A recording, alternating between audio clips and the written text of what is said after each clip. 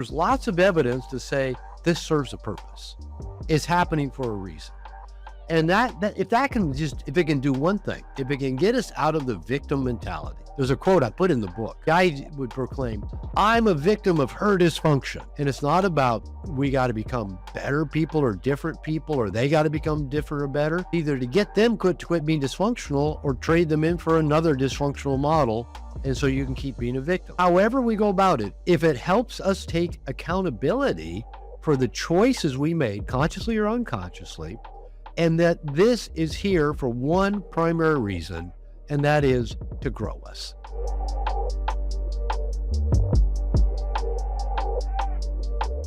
Could you define what is a nice guy from your perspective, and also the origin of where that comes from for you? I'd imagine the origin comes from you having experienced that within yourself, I'd presume.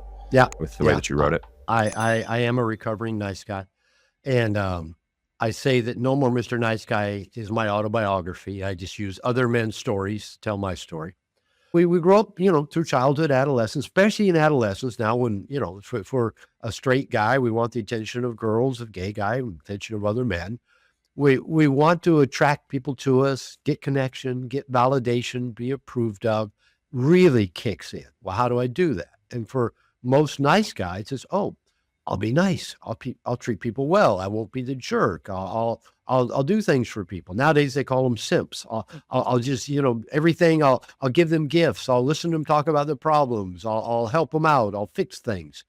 And it's all, I call it nice guy seduction, because we don't believe we're okay just as we are. Our toxic shame says, I'm broken. I'm defective. I'm unlovable. I'm bad. I've got to hide that and become something. So the two things nice guys are trying to do because of that toxic shame and the anxiety that tends to get associated with it is, number one, try to become what we think other people want us to be. I'll be the good guy. I'll be the good listener. I'll be patient. I won't get mad. I won't be selfish. And number two, we try to hide anything that we think might get a negative reaction from people. And nice guys tend to hide their wants, their needs, their feelings, their beliefs, their opinions, and especially their sexuality. Because we live in a culture, i.e. the whole world, where sex is still seen in pretty negative light. And so we, of course, are sexual beings, but if we think being a sexual being with sexual wants and desires, little boys have sexual drives, sexual needs, sexual wants and desires. My son and my stepson, they love playing with their peepees and comparing them and talking about them. That's normal. They'd walk into a department store with naked mannequins at 3 and go, boobs. So, we have the sexuality in us. But if culture, family, religion says that's bad, we better hide it. And as you probably know, anything we repress gets expressed. Whatever we push down, whether it's our shame, our fear, our anxiety, our wants, our needs, our sexuality, it's going to come out somewhere, especially sexuality. It's the most powerful force in all of creation. So it's going to get expressed. It's going to go somewhere.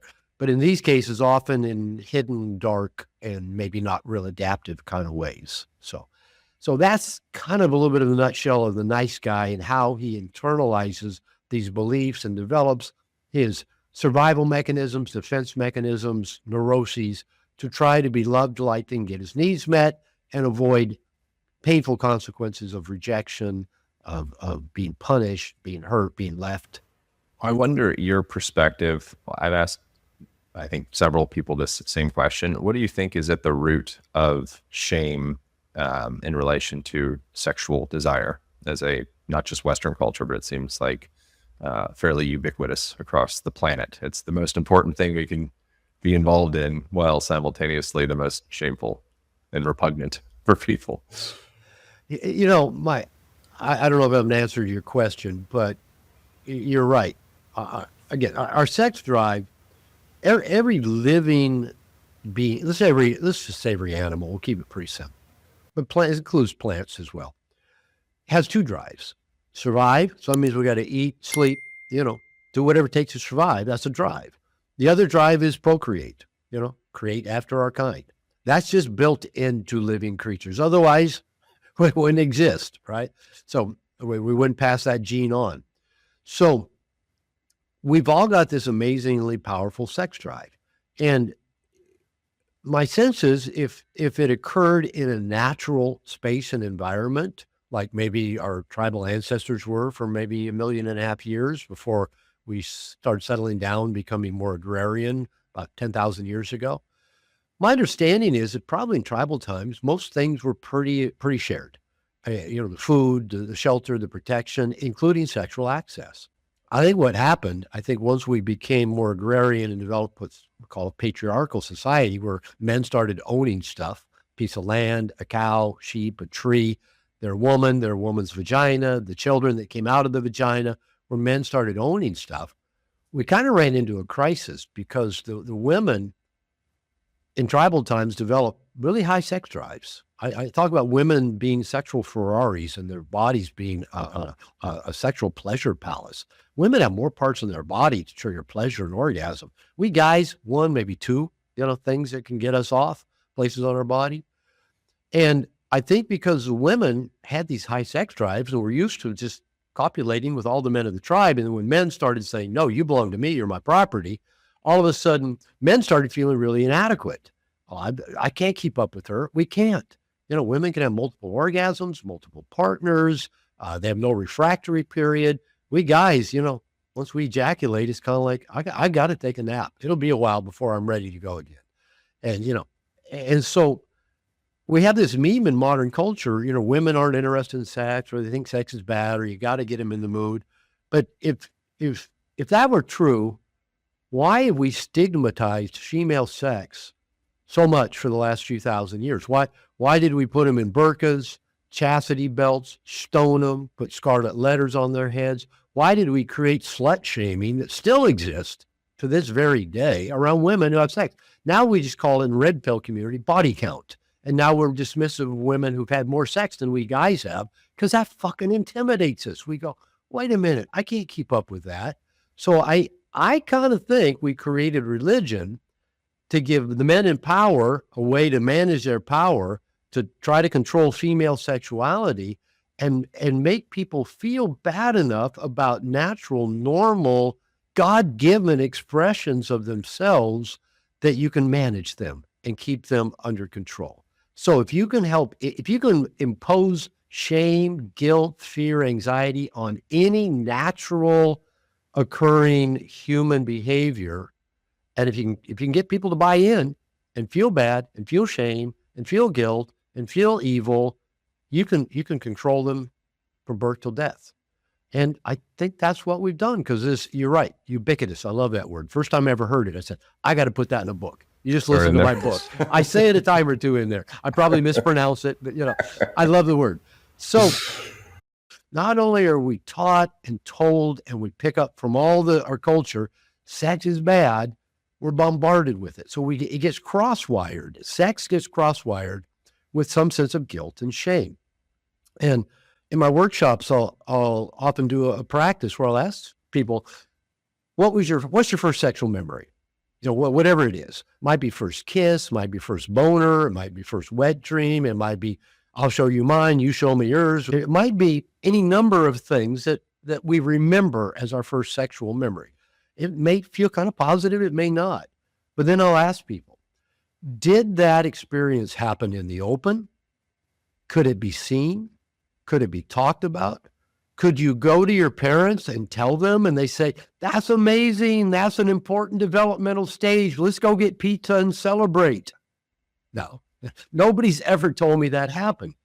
But what usually you hear, it was hidden, it was dark, there was fear of getting caught, going to get in trouble. Maybe you did get caught touching your pee-pee and got in trouble.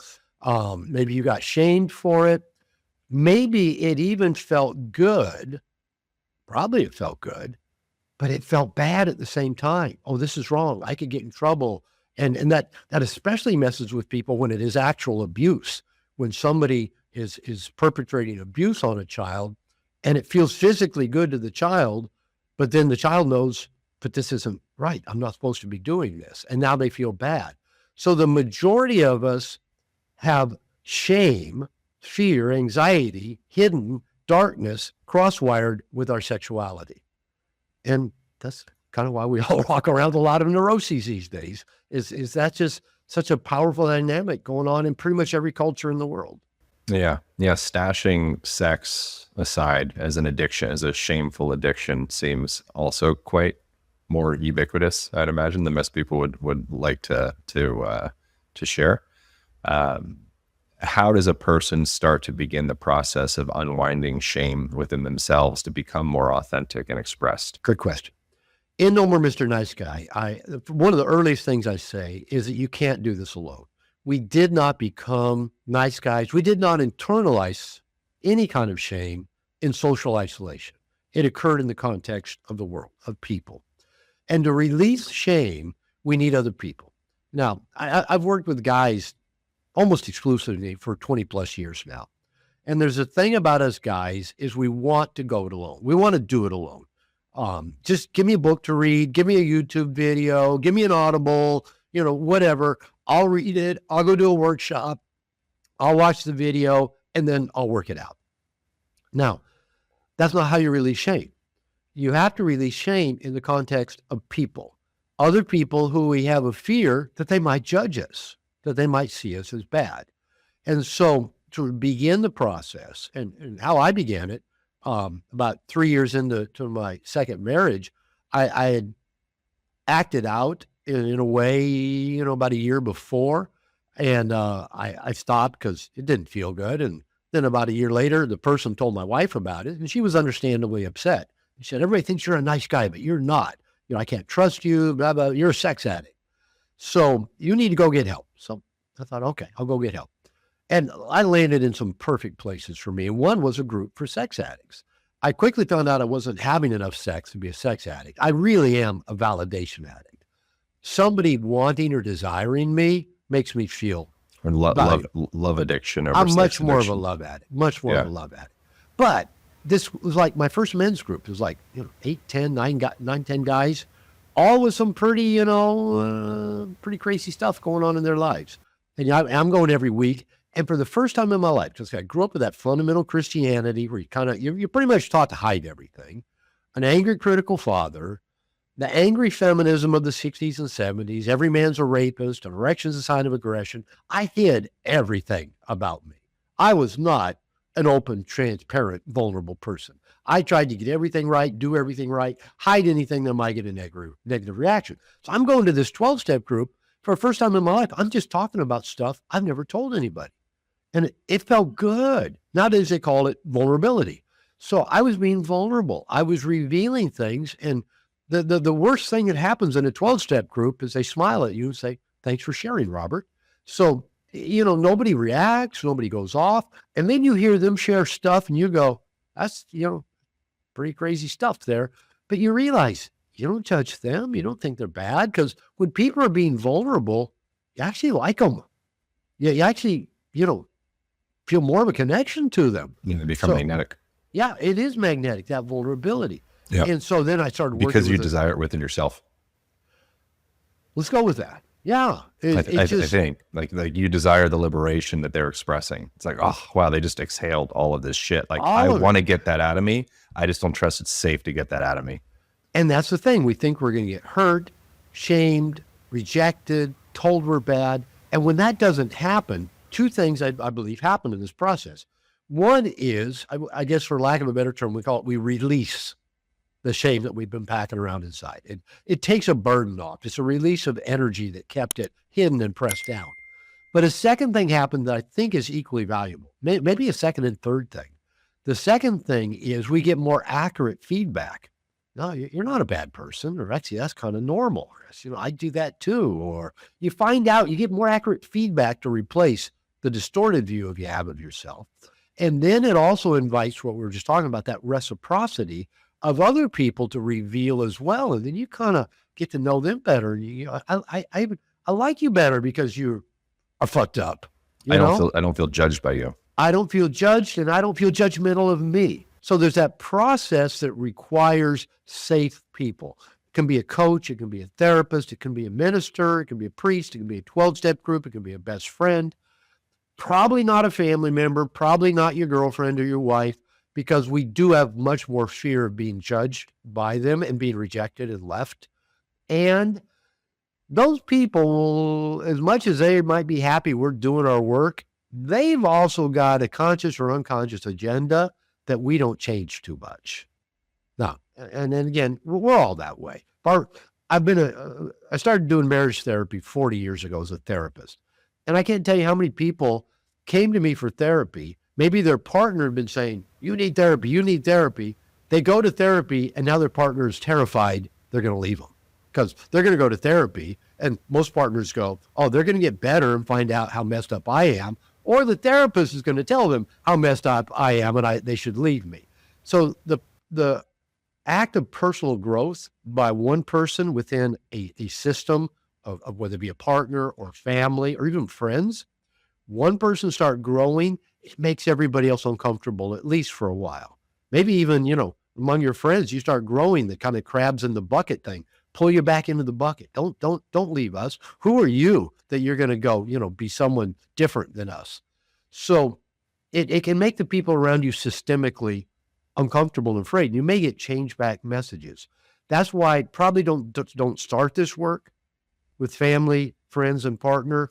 Go do it with people that have no dog in the fight about who you are as a person, and they're just going to hear you and see you as you are. Then we can start revealing more of this to friends, to family, because it feels like a lot bigger risk. But once you've kind of done it and gotten it under your belt and it went well, you can take those bigger chances with the people closer to you. Something you mentioned in your book, No More Mr. Nice Guy.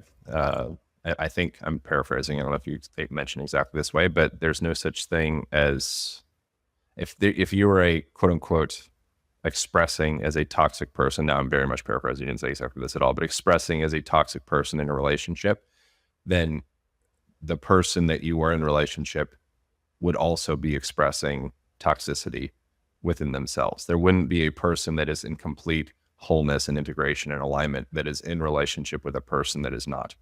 And I found that to be interesting because I'm a big fan of responsibility, and culpability and leaning into where am I in this? What do you think about that as a concept? Yeah. To take your paraphrase, my training, my professional training as a marriage and family therapist is called systems family therapy. And it is based on a model of when a system enters the office of the therapist. That system, at least the adult part of it, the child part of it, no, because children don't really have a lot of influence on how the system looks.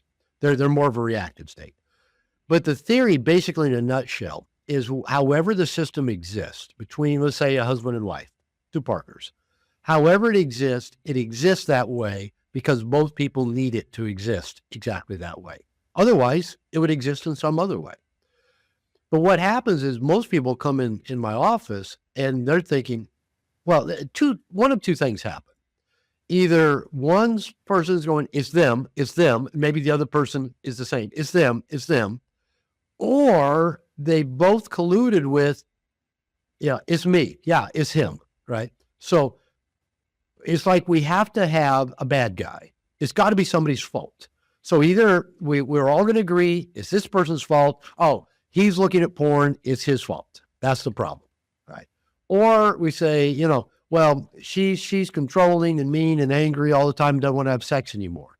Well, I can't trust him. He does this. He lets me down. I can't depend on him.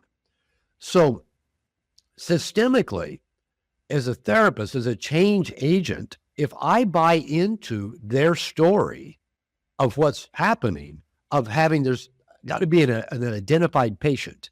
It's him, it's her, oh, it's them. I'm just perpetuating their mythology, and I'm not going to be of any service. And so to really help a transformational shift happen, my job is to see systemically what's going on. I think I was attracted to this particular kind of work, and because guys would used to tell me, I'm analytical because I'm an engineer. And I go, probably you became an engineer because you're analytical. I think I became a systems therapist because I'm kind of a systems analyst. I can look at almost any kind of system, human system, animals, even mechanical systems. And even if I don't know why something's not working or not, I actually know where to start looking. and theorizing about what might not be working in the system. That's what you've got to do in these situations with a couple or family. Why is this happening? Why do both people need this to be happening? And what is their story? And what is the reframe or the different place of perception I can give the people to look at it, to see it in a different way, to see why both people either invited someone into their life because it worked for them, in whatever worked means, worked in a dysfunctional or toxic way, or trained our partner to be a certain way because it worked. And another way of saying this or looking at it is that, going back to the model of when you and I were just little and we had to survive and basically get on the good side of the big, powerful people that had control over our lives and well-being, we developed certain relationship tools that we started adding to our relationship toolbox. And, my example, with my father, he was angry and unpredictable and critical, but also could be kind of warm and loving and enjoyed family activities, and he taught me sports and came to my games and practices, took me camping and fishing. So my tools are kind of like, all right, you put up with shit to get love. Here's how you manage angry, unpredictable dad. Here's how you please dad by performing in the ways that he liked. I've got those tools. Mom is the unhappy, disappointed person who is codependent, waiting hand and foot on my narcissistic father, and she's training her children to be different, her daughters to be different from her, i.e. don't be a codependent woman who serves a man, be independent, and raising her sons to be different from their father. She told me that as a child. Later, she apologized for both doing it and saying it. And so I became, with my mother, the good man who was different from father, who I would listen to her talk about her problems, help her solve her problems, try to make her happy, be available whenever she might need me. Those are the tools I developed to manage that relationship. All right, I become a teenager, young adult, and as I start trying to create relationships to feel loved, get my needs met, have companionship, I am going to attract, look for, find unconsciously, consciously, mostly unconscious, people who fit these tools. So is it any surprise to anybody that I picked women that can alternate between kind of being, needy, fix me, be there for me, solve my problems, listen to me, or the ones who are angry and unpredictable and are loving and then they're not. And one moment they're hot and they're cold. I've done both. Why? I've got the tools that fit those people. Now, do those tools actually work? No, they don't. But they're all I've got. So I've got to co-create systems with people that let me use the tools I've got. Now, here is one of my thoughts about conscious relationships, whether it's dating, long-term relationships. Well, if we're relating to another person, we're trying to do something that is not actually very natural or part of our DNA. It's not built into us. And it is challenging to think we're going to go live with a member of the opposite sex and get along really well for long periods of time. It ain't going to happen. But if we're conscious of our relationship dynamics, they're powerful personal growth machines. I got that from a guy named Dr. David Snarch, who wrote a beautiful book called Passionate Marriage. Powerful personal growth machines. We start looking at, I invited you into my life because you fit these tools, but now I'm using those tools to try to get you to quit being that way because it gets on my nerves when you're that way. You're just like my father. You're just like my mother. Yeah, that's why we invite. And I read one person, a book on codependency years ago, that said we tend to be attracted to people who have some of the worst traits of both of our parents. So I don't know what your relationship status is, but let's say your most recent relationship. Would that be informative to know you were attracted to them because they have some of the worst traits of both your mom and dad, and they were attracted to you because you have some of the worst traits of both their mother and father? Now, that's not the whole story. There's lots of other good things going on there as well. But if we can have this mindset that whatever's going on between me and my partner, I need it to be that way. Kind of like from the book Existential Cake, where she quotes Freud, not Freud, but Jung, and says, having is evidence of wanting. So It doesn't matter if you're coming from systems family therapy, Carl Jung, just basic relationship. All of these things keep pointing to we are going to unconsciously co-create things that feel familiar to us. That's what the human mind does. Even if it feels painful and toxic, we're going to do it. And if we can be the watcher and the observer and the noticer of that, it's a great portal into going back into our past and getting in touch with these things that created our neuroses and use that as a way of cleaning them out and developing some healthier relationship tools and maybe making some conscious decisions to invite a different kind of person into our life as we work on us. And it can shift the entire system. I think like the $1 million question that I and probably lots of people would have is at what point, or I did an interview with another woman recently in here called Annie Lala. I've also done therapy sessions with her as well. She's great. And one of the things that she suggested is that when we are finding a person to be in a relationship with, it's as though we are asking the universe is providing the exact catalysts we need for our own growth. And so it's nudging right up against those subconscious aspects of ourselves that we're not really aware of, but we need to address. And they're fulfilling those specific roles. And sometimes I think that the solution probably is you develop enough growth within yourself that you realize, like this is not a match for me anymore. I've evolved out of this archetype person is not a match for me anymore. And then the other question is, at what point does a relationship or a partnership, at what point do the two people lean in and say, this actually is for our growth and we can grow together and move through this together? Yeah, those are all good questions. And I agree with the observation, whether we're looking at kind of from a spiritual point of view that, this is coming together because it's meant to be to help us do our work. Whether we're looking at it purely from a systemic point of view, a psychological point of view, an analytical point of view, there's lots of evidence to say this serves a purpose. It's happening for a reason. And if it can do one thing, if it can get us out of the victim mentality, I'm being done to. I had one client early in my work around nice guy syndrome, when I started seeing my traits in the clients I worked with who were coming for couples therapy. There's a quote I put in the book. And the guy would proclaim, I'm a victim of her dysfunction. And that kind of became kind of a funny, kind of like when you tell the same joke over and over again, it stays funny for quite a while. That got repeated in lots of different contexts, like the joke you might say, that's what she said. Yeah, that's right. You're a victim of her dysfunction. There's no way out of that. The only way out of that is either to get them to quit being dysfunctional or trade them in for another dysfunctional model. And so you can keep being a victim. However we go about it, whatever ownership we can take, whether we kind of the Jungian ownership, having as evidence of wanting, okay, why do I want this? What purpose is it serving?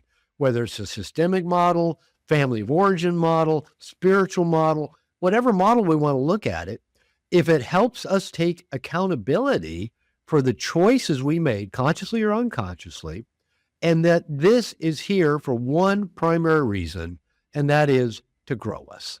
To help us see ourselves more clearly and grow. And it's not about we got to become better people or different people, or they got to become different or better. In most cases, we just have to become more loving and more accepting people of both of ourselves and others. But as long as we're in that victim, it's her fault, it's him, it's me, I did it, I'm the bad. As long as we're doing that, there's no window opening to say, why does this exist and what can we learn from it? How can we grow? How can we be each other's allies? My wife and I, Lupita, we've been married, we'll be 8 years next month. And we're the most unlikely of couples. She's my third wife. I'm her first husband. She doesn't speak English. She grew up in Mexico, 8 out of 10 kids in Guadalajara, Mexico, alcoholic father, abusive family system, beat on, abused, sexually abused, violated by everybody she's ever known, cheated on by everybody she's ever known. I grew up in white bread, Seattle, Washington, with a bunch of Boeing engineers' families playing soccer and baseball. My parents were married till my dad died in 2010. Now, not that all that was perfect, But, here's my wife. She's 22 years younger than me, dropped out of high school at 15 just to work to buy clothes for herself. I had a PhD at 29. We don't speak the same language. She has 2 kids, my stepkids, who are the same age as my granddaughter. So everybody probably look at that and go, Robert, what the hell are you thinking? And we've had our struggles. And I got back into a men's program, got a coach because I got work to do. She's her trauma is I'm gonna get left. You're gonna leave me. So every woman's butt she thought I was looking at, you were looking at that woman's butt. She clams up, withdraws, get mad, and or you must have a girlfriend. You're smiling at your phone, or even just a couple of days. She's gotten really so much better about this. But a couple of days ago, she goes, if you've got a girlfriend in Austin, just tell me. It's okay. I've gotten now instead of, I don't have a girlfriend in Austin. I actually invited you to come with me, but you wanted to go to a dance. Instead of doing all of that, I just love her. I just look at her and go, I love you so much. And it's taken a lot of hard work, but she's worked on her triggers that she brought into our relationship, that every man she's ever known has been a serial cheater. I've worked on my triggers. I'm a good guy. Don't accuse me of things I haven't done. I've been working at being the good guy all my life. And the truth is, I got plenty of darkness and shadow that, has not always been very pretty. And it's helped us both. And as unlikely as she and I are as a couple, I had to learn Spanish. I got to learn Spanish. I took it as a gift, a blessing. As unlikely as we are, it's the best relationship I've ever had. And our communication, maybe because we can't go super deep with words, we kind of got to keep it simple of how we're communicating, what's important. It's good communication. We joke about seeing who can outlove the other, outgift the other, outserve the other. My life has gotten better in every way because of this woman. I'm probably alive today because of this woman. She found the doctor that saved my life about 7 years ago. I know I made her life better in every way. Not just that she gets to live in a nice home and her kids go to a private school and she gets to wear Lululemon and fly first class and drive a Jeep Rubicon. Her life's better in every way, but so's mine. And I think that's what relationships supposed to be about, is how does it make our lives better? But to get there, it almost as if it's got to drag us through the muck of all the stuff we're still packing around. And we're going to be packing stuff around till the day we die. So are we willing to go through the messy stuff that any partner is going to bring up from us and be willing to go through it? Now, in the midst of that, I don't encourage people to stay with partners that are abusive, that are addictive and won't deal with their addictions, who are unfaithful, who can't tell the truth, who are so immature they can't take a. I wouldn't encourage anybody to stay there. There's no growth in that. The actual growth is probably setting boundaries and getting away from that. That's actually good practice. Getting away from people where there is no possibility that they will grow with you.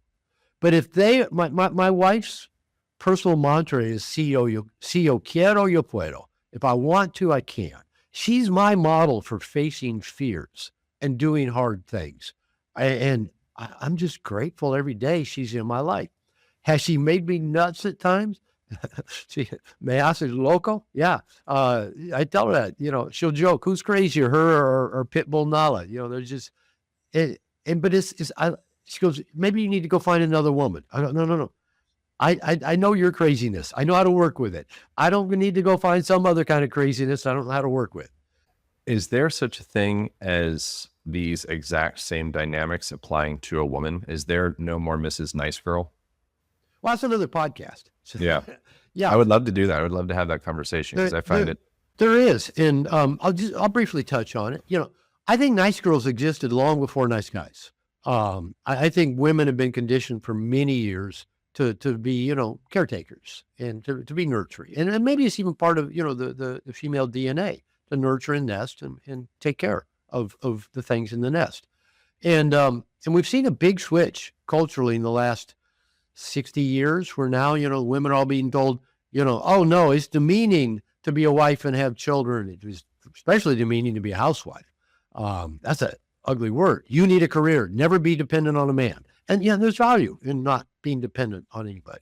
But if the feminine's greatest desire is connection and the flow of love, feminine you, feminine in me, feminine in women, and they're being told, no, that's dismissive. That's under you. Go get a career. Go be male. Go be masculine. So we've got the big switch where more and more women now are more in their masculine a lot, and more men are in their feminine. I mean, I look how well you trim your beard and do your hair and mousse and your haircut. That's all feminine. It's like, you pay attention. I look good. I look nice. Those aren't judgments. But most men, especially around your age, are just a lot more in their feminine. And, I think this was actually probably some good swings of the pendulum for both men and women. And I think I don't think we'll swing back to a middle ground. I think we'll kind of come out in a place that's even better, more conscious and authentic way of being, where people can just be themselves, or whatever that looks like. So yeah, nice girls have been around for quite some time. And I get a lot of emails from women about my book. When Barnes & Noble published it 20-something years ago, I think they hoped there'd be some blowback, maybe like feminist blowback. There never was, never has been. I get more angry emails from men than I do from women, and I don't get many. But most emails I get from women say, thank you for your book. I can see myself in it. Or it helps me understand my father, my brother, my ex. But yeah, a lot of women can still relate to the covert contracts, the giving to get, the seeking validation outside of themselves, the avoiding of conflict. And years ago, I thought, well, maybe I'd write a book for women. And somebody asked me about that the other day. But one editor told me years ago, she said, Robert, no, don't write a book for women. I think you need to be seen by men as I'm on your side. We're together in this. I'm with you. And when somebody asked me the other day about writing a book for women, I don't think I could write as good a book because I don't know what it feels like to be a woman codependent.